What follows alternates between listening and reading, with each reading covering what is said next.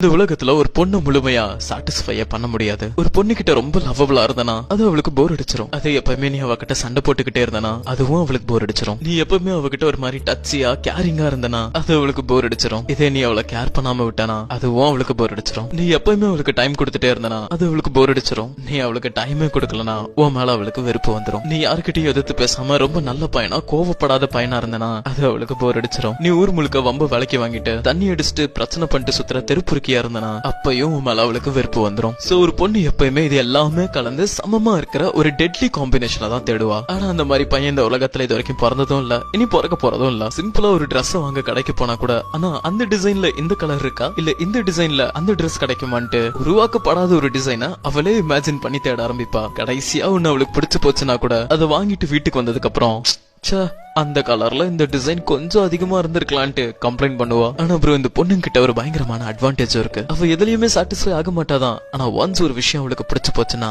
அது அவ்வளவு சீக்கிரம் விட்டு கொடுக்கவும் மாட்டா, அதை தொலைக்கவும் மாட்டா. அவளுக்கு சின்னதா பிடிச்சு போன ஹேர் பேண்ட் தேஞ்சு போய் கலர் ஃபேட் ஆகி பழசானா கூட அது பத்திரமா இருக்கட்டும் சேஃப்டியா அவ ஹேண்ட் பேக்ல வச்சிருப்பா. சோ டியூட் இப்போ ஒரு பொண்ணோட மென்டாலிட்டி புரிஞ்சிருக்கும்னு நினைக்கிறான். அவ நம்பிக்கையும் மனசையும் ஜெயிச்சுட்டா மட்டும் போதும். அவ எப்பயுமே யாருக்காகவும் எதுக்காகவும் உன்னைய விட்டு கொடுக்க மாட்டா.